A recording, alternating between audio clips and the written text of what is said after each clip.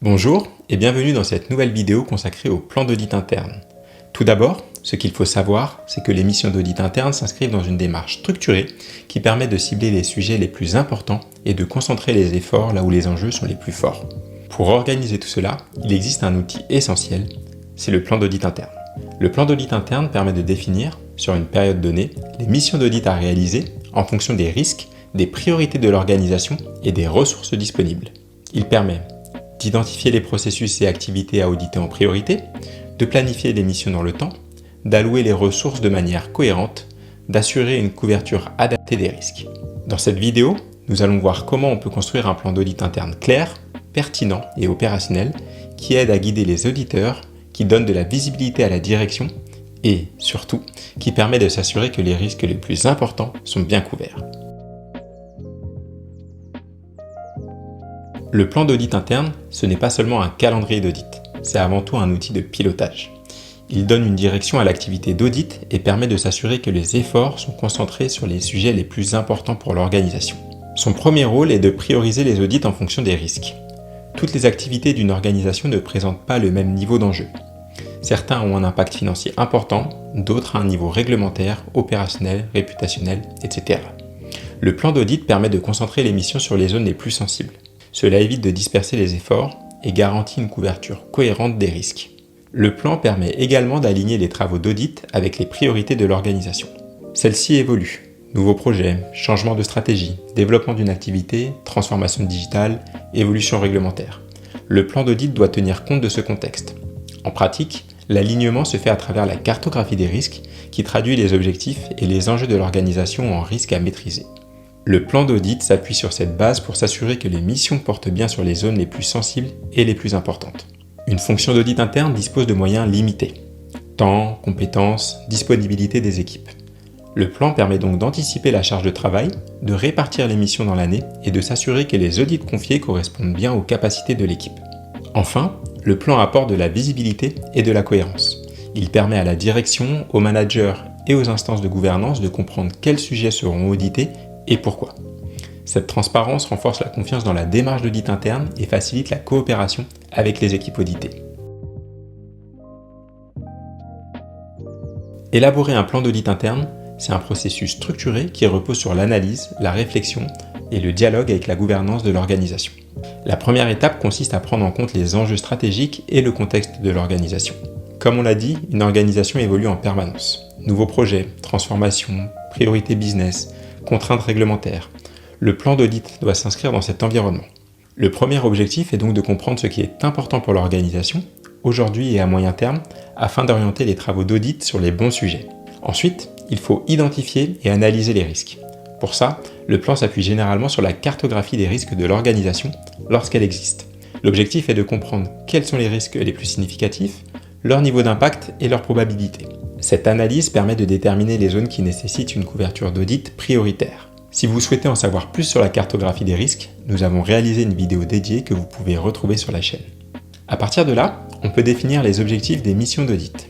Pour chaque sujet retenu, il s'agit de préciser ce que l'on attend de la mission, que ce soit une mission d'assurance, pour évaluer la maîtrise des risques et des contrôles, ou une mission de conseil, pour accompagner un projet ou améliorer un processus.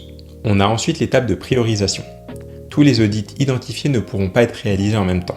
Il faut donc organiser les missions dans le temps en tenant compte du niveau de risque, des ressources disponibles et des contraintes organisationnelles. Puis, le plan d'audit doit être planifié de manière réaliste en estimant la durée des missions et en répartissant les ressources de l'équipe d'audit. Cette étape est essentielle pour garantir la faisabilité du plan d'audit.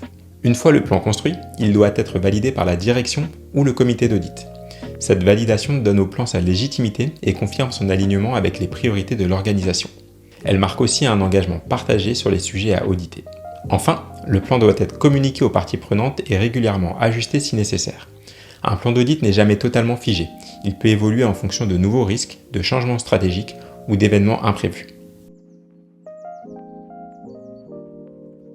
Le plan d'audit interne doit être un document structuré, lisible et utile. Il ne s'agit pas d'un simple inventaire d'audit, mais d'un véritable outil de pilotage qui permet de comprendre la logique du programme et la couverture prévue sur la période. Il commence généralement par une présentation du contexte. Cette partie rappelle la période concernée, les objectifs du plan et les grandes orientations qui ont guidé sa construction. Elle permet au lecteur de situer le document et de comprendre qu'il repose sur une démarche structurée, fondée notamment sur l'analyse des risques et les priorités de l'organisation. Le plan d'audit explique ensuite les principes retenus pour sélectionner les missions. Sans entrer dans un niveau de détail excessif, il est important d'indiquer ici des éléments pris en compte. Les risques identifiés, les enjeux stratégiques, les obligations réglementaires éventuelles, ainsi que les enseignements issus des audits précédents. Cette transparence renforce la cohérence du programme et facilite son appropriation par la direction et les parties prenantes. La partie centrale du plan d'audit est constituée des missions d'audit prévues sur la période. Pour chacune d'elles, le plan d'audit doit permettre de comprendre clairement son objet et sa finalité. En général, il précise le thème ou le processus audité, l'objectif de la mission, la période de réalisation envisagée et, le cas échéant, les ressources mobilisées ou la durée estimée. Cette présentation donne une vision globale de la couverture d'audit et permet de vérifier que les sujets prioritaires sont bien intégrés dans la planification. Au-delà de la liste des missions, le plan peut intégrer des éléments de planification plus larges, comme la répartition des charges dans le temps ou l'organisation des ressources. Cela contribue à garantir que le programme est réaliste et cohérent avec les capacités de l'équipe d'audit interne.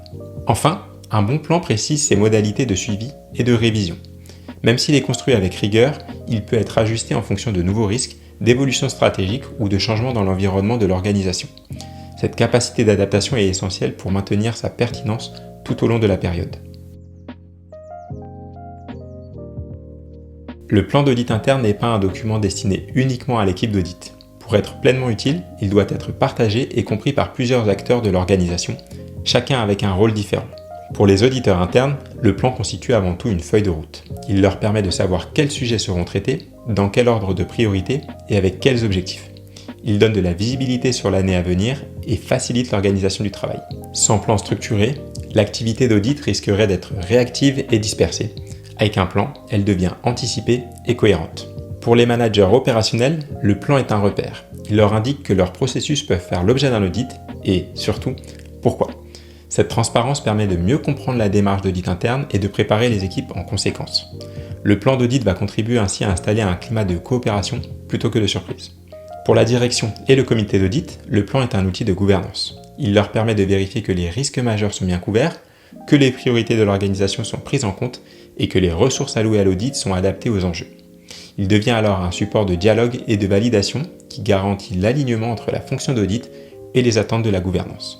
Au-delà de ces acteurs principaux, le plan peut également intéresser d'autres fonctions, comme la gestion des risques ou le contrôle interne, dans une logique de coordination et de complémentarité des dispositifs. En pratique, un plan bien utilisé permet donc de créer un cadre clair. Chacun sait ce qui est prévu, pourquoi ça l'est, et comment cela s'inscrit dans la stratégie globale de l'organisation. Un bon plan d'audit interne ne se distingue pas seulement par son contenu, mais aussi par la manière dont il est construit et présenté. On va voir quelques bonnes pratiques qui permettent d'en renforcer l'impact. Tout d'abord, il est essentiel de rester centré sur les risques et les enjeux prioritaires. Le plan doit refléter les sujets les plus significatifs pour l'organisation. Cela évite de disperser les efforts et garantit que l'audit interne concentre son action là où elle apporte le plus de valeur. Ensuite, le plan doit être clair, synthétique et lisible. Un document trop complexe ou trop détaillé perd en efficacité. L'objectif est que la direction et les parties prenantes puissent comprendre rapidement la logique du programme, les missions prévues et les priorités retenues. Il est également recommandé de prévoir une révision régulière du plan. Même s'il est élaboré avec rigueur, comme on l'a dit, l'environnement de l'organisation peut évoluer, avec des nouveaux projets, des changements stratégiques, des évolutions réglementaires ou des événements imprévus. D'ailleurs, dans certaines organisations, le plan n'est plus simplement revu à intervalles fixes, mais mis à jour de manière continue en fonction des évolutions du contexte et des risques. Le plan doit donc rester adaptable tout en conservant une cohérence globale.